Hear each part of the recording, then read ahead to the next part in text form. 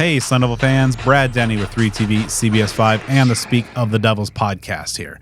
And welcome back to another episode of the Speak of the Devils Sitdown series, where I bring you in-depth one-on-one conversations with key players, coaches, and other figures within Sun Devil athletics. There's a certain honorability in finishing what you start.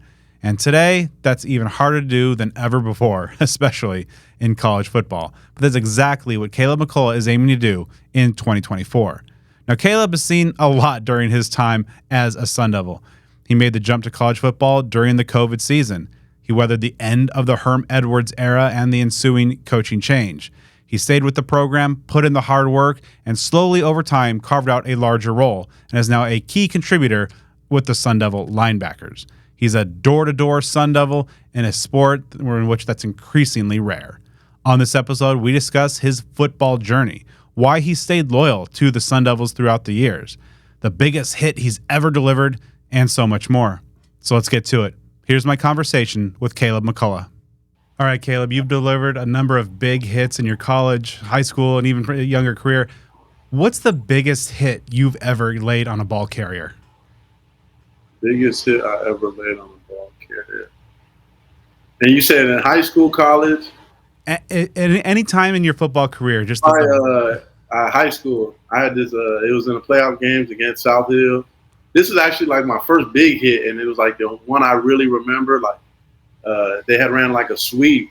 I just came downhill and just whacked them in the hole. Like my whole sideline was going crazy, and I was shocked because I've never hit nobody like that before. And so I made sure I put that on my highlight tape. But that was for sure my hardest hit. That was like my junior year.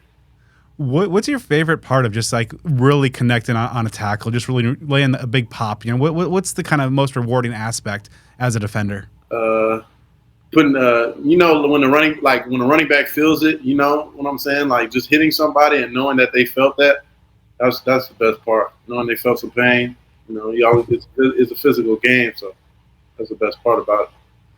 All right, so you're heading into the second year under Coach Dillingham, and obviously you've been around the Sun Devil program for a number of years. How does the culture now in year two, now that kind of a foundation has been laid last year, how does the culture compare in the second year under Dillingham to perhaps some other years during your Sun Devil career? I feel like the culture has changed. We're playing more together, more as a team. You know, it was a lot of in the past years, there was a lot of guys more individualized, playing by themselves, a little selfish. And so we're playing more smarter, more together. Guys are buying in. Guys are listening more. I think last year we didn't, as a team, we didn't listen as much to what the coaches were trying to say. So now guys are understanding to just be quiet and listen. I think that's really helping a whole lot. What do you feel are some of the big reasons behind that change, or that you've seen those guys buy in, listen more, and just things kind of moving in a positive direction? I think our best players are buying in, and when you got your best players buying in, everybody else will follow. So I feel like once the best players buy in, and everybody else, it's easy at that point. So you've been in the college game for a while now. So what advice would Caleb today give Caleb, starting out back at ASU a few years ago? Just to prepare like I'm a senior. It's a lot easier now to do things because, time's getting shorter. Even last year, it's a lot easier to take things more serious because time's getting shorter. But I feel like as a freshman, I could have jumped on a lot of things like working out more on the weekends, not taking as many off days, certain things like that I could have done to advance myself at a faster pace. So going back to last year, that 2023 season, was obviously very unusual, just kind of everything that was thrown at the program. What were some of the big lessons that you took away from kind of going through all the things that Sun Devil football had to go through in 2023? Just to stay consistent. I mean, there was times where we showed, like even the defense, we played very good defense. And then there was times we didn't play very good defense. There was times we had on offense we played very good. We won games, and there was times where we didn't. So my biggest lesson was just to stay consistent. Even when you have a good game, you got to understand next week you got to do it again. And then the next week you got to do it again. So just to stay consistent, and I feel like that's the biggest thing I learned. As a defense, knowing that the offense was going through so many injuries, the offensive line hit by so many injuries, the quarterback situation being what it was, did you guys on defense maybe feel a little bit extra pressure, or feel like perhaps you didn't have enough, or maybe not as much margin for error as usual, just because the offense was obviously going through so many difficulties? Yeah, for sure, for sure. You're always going, but I feel like that's our job. Even if the offense didn't have injuries, I feel like Coach Ward does a good job in letting us know how good we have to be on defense and how everybody has to do their job. Everybody has to do everything right for us to succeed. And I feel like whether you have a good offense or a bad offense, you should go in there thinking that you have to get stops and you can't let teams score, because ultimately college football, they score a lot of points. And so good defenses, if you have a good defense in college football, you can really do a lot. Do you think that, or in what ways do you think going through the adversity collectively as a team last year, just with everything that was thrown at the program, how do you think that, those bumps and bruises perhaps in 2023 are going to maybe provide some valuable lessons and maybe help this program in 2024 and perhaps beyond? I think it's important because nobody like going through something like that. You know what I'm saying? Nobody wants to lose. Even if you don't play, you don't want to be on a team that's losing. Like, don't nobody want to go through that. And I think this year, guys, after the result of last year, a lot of guys don't want to have that same feeling at the end of this year. You know what I'm saying? Going into this year, we want to win games. So at the end of the year, you're happy. You're happy with what y'all did. There's no, last year it was like, guys, we lost. Our last game we ended with a bad loss to Arizona. So it's just like, we don't want to have that feeling again.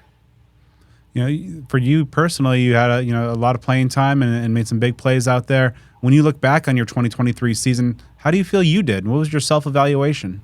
I did all right. I feel like I needed to be more consistent. I had games where I played good, and I had games where I wasn't playing as good. So I think it's important this year just to be consistent, stay focused, and don't get too high, too low. I'm a good player. I'm going to make good plays. So understand that and just stay focused. What kind of jumped out to you? Excuse me. What kind of jumped out to you about playing in the scheme and in Brian Ward's defense that's right? Seems like an offense or defense that really brings the attack to the offense. I like because it's aggressive. It's aggressive. It shows the offense a whole bunch of different things. I've been in a defense where we didn't run that many coverages, so I've been in two different defenses, and just to see the difference, it was a big difference. Because the last defense I was in, we weren't running many different coverages as much, and now we have a lot more different things, variety of things we run. So I think it's just all thing I like about this defense is it allowed me to learn football more, because I had to study more, I had to do a lot more, and now that I'm in this defense, I'm ready for like checks and just whatever we have to do. What has it been like working with AJ Cooper for now, over a season now, in terms of just his impact on your game and your development? It's been good. I feel like my biggest growth has came with Coach Coop. Like, I feel like I played high school ball, played college ball, had a lot of good coaches, and some of this is on me, you know what I'm saying? But then a lot of it is I feel like Coach Coop is doing a good job of teaching the game, helping me understand the game easy, and I think that I've had the biggest growth in my career being with Coach Coop. Now I want to go back to the start of your football journey. What was it initially that got you into football? What was your kind of entry into the sport? My dad, he's a big Cowboy fan. Like, he's from Texas, so he's a big Dallas Cowboy fan. I'm a Cowboy fan. And he always, every Sunday, he's watching the Cowboys. He's always talking about the Cowboys. If he's not at work, it's the Cowboys, it's football Cowboys. And so I had a friend that was playing, and my dad wasn't really I was 7 years old. My dad wasn't really trying to rush me on the field, because he knew how, it is. Like, you can be young and be good, and it don't mean nothing. So he just felt like he'll play football when it comes to him. I'm not going to rush him. And so I was 7 years old. My friend was playing football. I was playing street ball, was thinking I was going to be all nice. So I'm like, Dad, put me in football. I'm the best. Like, I'm playing on the streets, and I'm doing this, that, and they put me in football. And I wasn't very good my first year, but I loved it. And that just, ever since then, it went on. I kept getting better and better. And I noticed how when I was getting older, I started to get better and better, and I just fell in love with it. What were some of your earliest football memories? Finally once at age 7 that you finally got out there, and as you mentioned, maybe not the best player right off the bat, but some of those early first memories.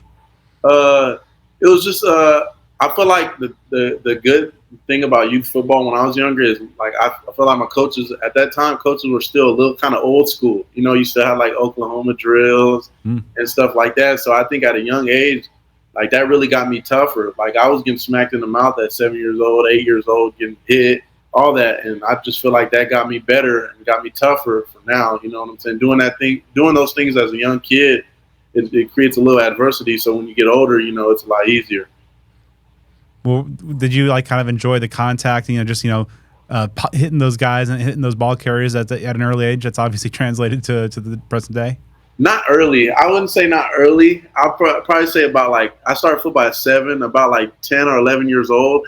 I started to get more aggressive and I started to have more confidence in myself. And so like about my 3rd or 4th year in football, that's when I started to be like, okay, it's an aggressive game. I started to get older. Because when you're young, you're a little scared, a little timid at times. And so as I started to get older, I started to realize like these guys are kids. They put their pants on the same way. You hit them, they gonna feel it. So. When did you realize that, like, hey, I'm pretty good and maybe football, could take me somewhere? So I played in 2nd grade, and for some reason, I don't know why, I didn't play in 3rd grade. Like I skipped a grade, and I was really missing football when I did that. So I was like trying to rush to get back. And one of my neighbors, he was like my best friend at the time, his uncle was coaching for a different organization. So I was telling my dad, I was like, let me play for him. Like I want to play. I haven't played in a year. Let me play for him. And this organization is, I came from a good organization that's known for winning, and this one in the city isn't really known for winning. So this is where all the kids that weren't very good, they would go here. And so I just went there because I didn't really care. It's youth football. So I just went there, and I was like one of the best defensive players on my team in my 2nd year. And so that's when my confidence got up, and I went back to the other youth organization that I started with. And then that's when I was like, okay, I started to pick up with the good guys and started to play good football. And then obviously, playing high school ball in the state of California, a lot of good prep ball out there. What was that experience like? Just kind of, coming up, through, playing high school football in a state that's so rich with talent. It was good. I had a good, very good, like I grew up playing youth ball with the guys I went to high school with. So we were all sophomores on varsity, and my sophomore year we went like 2-8, I think it was. We went 2-8 or 2-9, something like that. We lost every game, but we were playing with a whole bunch of sophomores. Then our junior year came around. We made the playoffs. I think we lost like the game before semifinals. Then my senior year, we won state. So it was cool to be able to play with guys. I had a running back that goes to Fresno State. His name is Malik Sherrod. And I played with a DB that goes to Cal named Knowles. And there's a couple other D1 guys, one at UCLA. So I played with a pretty good, solid high school team. So I enjoyed it. So being a California guy, but maybe being the Cowboys fan, having those Texas roots through your dad, what's it like in that locker room? Because I've heard from a couple of guys, there's like a friendly Cali Devils, Tempe to Texas kind of rivalry in there. Yeah. It ain't nothing too crazy. You know what I'm saying? It's always going to be like Cali, Texas, and Florida. It's always everybody's going to talk about it. But at the end of the day, like, they're here. We're on the same team. I feel like that little argument, Cali and Texas, I don't really feel like it's a big difference. I've seen high school teams from Cali go down to Texas and whoop on them. Then I've seen Texas schools come down to Cali and whoop on them. So I don't really pay attention to too much of that. So then, obviously, you're doing well in high school and you got a state title under your belt. Why was Arizona State the right place for you to, make that next jump up to college football? At the time, I felt like I liked the coaching staff. I still do feel like Herm and them were a very good coaching staff, regardless of everything that happened. At the time, I felt like those were the best coaches for me. Coaches that's been in the NFL before, especially with Coach Pierce being a linebacker coach. I feel like he was a very good coach. So that's really what made my decision. But then, of course, coming to ASU in a very unusual year in the middle of COVID season, what was that transition like for you? Obviously, you kind of are in an unfortunate situation in that 2020 class coming in, and just the world being in the state that it was. How big was that transition, or how extra difficult was that transition for you? It was difficult, but the thing about it is, like, I got here in the spring right before COVID, so I was able to I had 3 practices in. I was able to just see how it was before COVID, and then to see how it was after COVID. I feel like COVID was a hard time for everybody. Like, I don't care if you were in high school, you still had to do high school differently. If it was your last year of high school, COVID was a hard time for everybody. So I just feel like it it was kind of different to adjust, but it showed you how to just appreciate things more and understand that things ain't always going to be the same. So I learned a lot from that. Of course, you're able to kind of cap that year with the 70-7 victory that is going to go down in the annals of history, beating the Wildcats in the way that you guys did, and in that game having a pick as well. What was that experience like? Have you ever been in a game that was just as one-sided and memorable as that? Yeah, it was. That was a fun game. I've never been in a game like that, like where you're just smacking on a rival team like that, and it's just everything's going south for them. Like that was a good game. I felt like it did a lot for my confidence making the interception, because it showed me like, oh, this ain't no different than high school football. At the end of the day, like you go out there and do what you're supposed to do, you'll make the plays you're supposed to make. And then over the next couple of years, what is it like? 'Cause, so many players these days, if they're not immediate starters, and maybe you're one or perhaps two, they may be bold for other places, but your approach to kind of be patient and put in that work. Where did that kind of like work ethic and approach come from? Really comes from myself. I have to, sometimes I have to shut out like outside noise. You have people telling you like, oh, go here, or you need to do this, you need to do that. But at the end of the day, like, I feel like you control whether you're on the field or not. A lot of players try to like say, oh, well, this coach don't like me. And half the time that's not the case. Half the time they're not really focusing on what they should be focusing on. Me, I'm focusing on myself. How can I get better every day? And I'm going to let God and everybody, and let God and coaches, they'll handle the rest. But for me, it's just about getting better, and how can I focus on what I can focus on to get better.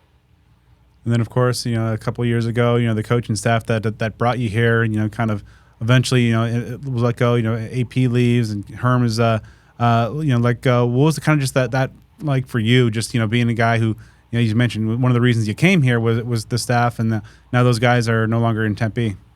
Yeah, it was a kind of hard time. I was a little confused. I didn't know what to do at the time. I didn't know whether to leave or stay.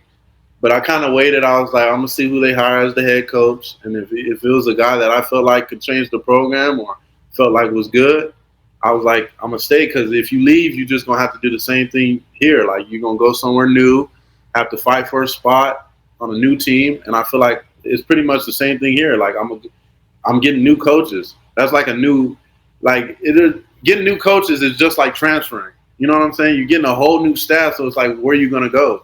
And you're gonna have to.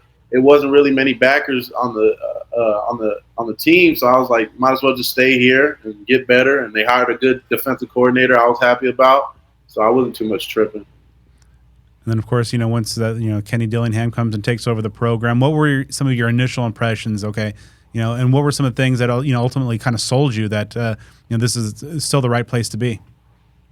Well, I knew he was. I was looking on Twitter, and I seen everybody talking about how he was a good offensive coordinator at Oregon and all that. So I'm like, he can run an offense. Shoot, come here. And so I was just paying attention to that, and I seen people on Twitter talking about how good of a coach he was. I didn't really know too much about him, but then I seen how he was 32. People were talking about him like, this guy might be a guy that can change this program. So I waited things out and talked to my parents and talked to my dad about what he felt, and he felt the same way, so I just stuck it out. Now that you've played a season under Coach Dillingham, what are some of the things that really jump out to you now that you've seen him, not just at the helm of a program, not just at the helm, leading his alma mater, but, leading the program through a very difficult year where there's so many external things kind of beyond anyone in the program's control? He's a very smart coach for his age, be 32 and to have the knowledge he has. He's a very smart coach. I really like the way he pays attention to the little things, because a lot of the time, like players like me, even me, I'd be thinking some stuff don't even matter. And when it comes down to it, you watch a game, you watch how y'all lost, he'll show how we lost. And it was the little things that is the reason why we lost. So I think that if he keeps paying attention to the little things and teaching us smart football, everything's going to be all right. Now, as one of the longer tenured guys on this team, what have been some of the biggest and most pronounced changes in the program, whether on or off the field? Kind of now that you've been a few years under the prior staff and now a few years under this current staff. I feel like we're working a lot harder. I feel like coaches are making sure they do a better job pushing us and making us work harder, holding guys accountable. I feel like can't be late to things. There's none of that like there was before, and just the work ethic. I think we're working a lot harder than we were in the past, and I think that's going to pay dividends in the future. Now, you're one of the few guys that's this day and age, as Doug Chamberlain likes to call it, a door-to-door devil. Playing your whole career at one spot. What does that mean? Just kind of to being able to stay at one place, make your mark, and go weather the ups and downs that this program has been through over these 5 years. Yeah, I'm very big on, like, if you start something, finish it. I feel like a lot of people start things and they do things, and when things get hard, they want to tap out, they want to leave, they want to go find somewhere else so they can have an easier time or easier. And me, I feel like sometimes going through hardships and going through tough times, it really builds you up. You know what I'm saying? Like, for me, I feel like things ain't always been easy, but like my biggest growth has been because I've been able to just stay focused. And when things got hard and when I was hearing outside noises and stuff, I didn't too much focus on that, just focus on myself. And I'm going to keep doing that, keep getting better. And I think that's what helped. What have been some of your favorite moments during your time as a Sun Devil? Definitely the U of A. I don't know if this was my redshirt sophomore year, I think it was, when we beat Washington. And they was undefeated at the time. They probably would have went in the playoffs the year before. They were undefeated, and beating them, that was pretty fun. We won like 4 games that year, so that was a big game. And I think Coach Aguano had took over at the time, so it was just a good time for him. I would say that, and then, yeah, them two. I would say them 2 wins. So what are the things that kind of drive you outside of football? What are some of the your interests and some of the things that you have set for whenever the time is that you hang up the cleats? What are some of the goals that you've set for yourself for the rest of your life? Well, I had just got my degree in May. I just graduated in May. Congratulations. Thank you. But right now, I'm not really worried about that too much. I talked to my parents about future plans and stuff like that. But right now, I'm one person that likes to take one thing at a time. I don't like to focus on 50 million things. Right now, I'm playing football, and that's what I'm gonna focus on, and I'm gonna finish it. And whenever that's over with, then I'll go to something new and get in with my career. But right now, I'm just focused on football. Speaking of football, I recently talked to Brian Ward, and he mentioned that one of the biggest and most pronounced changes he's seen in the defense with the guys that are coming back, including yourself, is that you guys now understand the why of the defense. Like, kind of year one was kind of learning, the what to do and everything, but now that you guys understand the why, you guys are that much more efficient. From a player's perspective, what is it like just knowing the why of the defense, the scheme, and how that's helped you guys? I feel like that's very important because a lot of the times, like, these coaches aren't just calling stuff just to call it. Like Coach Ward, he knows what he's doing. He's not calling this stuff just to just to call it. He won't call a cover 3, cover 4, he's not calling all that just to call it. There are always situations. Like, you wouldn't play a certain route on 3rd and 2 that you would play on 3rd and 15. You know what I'm saying? So it's just understanding the why. When they call the plays, then you can understand, okay, I know I'm going to get this. I know I'm getting this concept. And just things like that. Where do you feel that you've made kind of the greatest strides from last season to this year? In covering practices at fall camp, I chart all the plays, and it seems like every day throughout fall camp, and I'm looking down, like McCullough tackle, run stuff, sack or something like that. So, you're really making your presence known out there. Where do you feel you made the biggest strides this year? My mental. I feel like last year was my first year playing. Like, yeah, I played special teams, and I've been in the game a couple times, but like really actually playing, team depending on you, like last year was really my first year playing. And so I feel like my mental wasn't as good as just diagnosing plays, just being out there in a defense like this. I wasn't always on point, and I feel like now I'm starting to get the defense a lot more. Things are coming like second nature. You know what I'm saying? It's like I'm not thinking as much, and I feel like that's really helping me a lot. Now, in that linebacker room, there's obviously some new faces, some guys that are coming back. Do you feel that you've kind of just being the veteran presence in that room are kind of one of the leaders of that group? Yeah, I do. I feel like it's a lot of leaders in that group. I feel like Keyshawn, Jairus, Crook, I feel like they do a good job as well. Like, I don't really think there's just one head guy of that group. I think we all say what we got to say and help each other, lift each other up, and help tell each other what we don't want to hear and what we want to hear. It just feel like when you have a group like that where it's multiple leaders, you're better off.